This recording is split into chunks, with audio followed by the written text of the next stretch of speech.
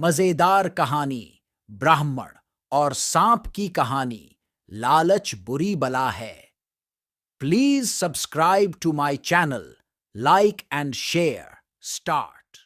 एक बार की बात है, किसी नगर में हरिदत्त नाम का ब्राह्मण रहता था। उसके पास खेत थे, लेकिन उनमें ज्यादा पैदावार नहीं होती थी। एक दिन हरिदत्त अपने खेत में एक पेड़ के नीचे सोया हुआ था। जैसे ही हरिदत्त की आंख खुली, उसने देखा कि एक सांप अपना फन फैलाए बैठा हुआ है। ब्राह्मण को एहसास हुआ कि यह कोई साधारण सांप नहीं है, बल्कि कोई देवता है। ब्राह्मण ने निर्णय लिया कि वह आज से इस देवता की पूजा करेगा। हरिदत्त उठा और कहीं से जाकर दूध ले आया। उसने मिट्टी के बर्तन में सांप को दूध पिलाया।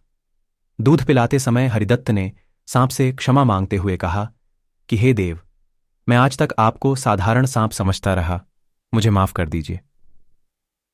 अपनी कृपा दृष्टि से मुझे बहुत सारा धन धान्य प्रदान करें प्रभु।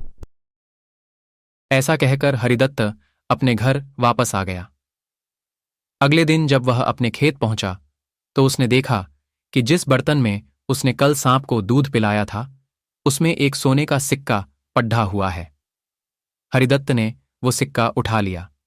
अब हरिदत्त रोज सांप की पूजा करने लगा और सांप रोज उसे एक सोने का सिक्का देने लगा।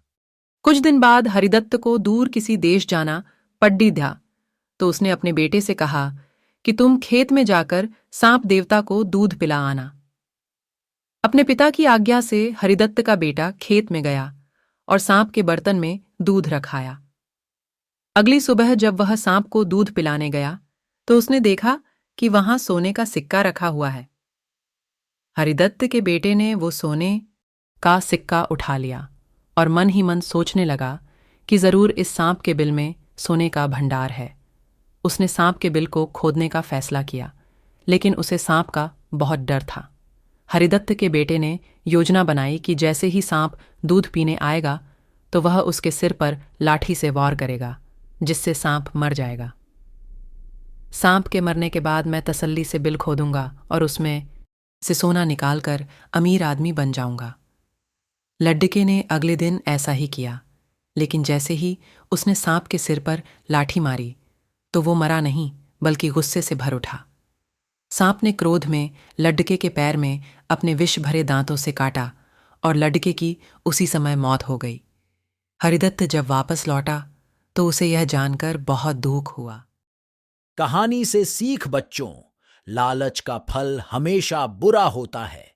इसीलिए कहते हैं कि कभी लालच नहीं करना चाहिए।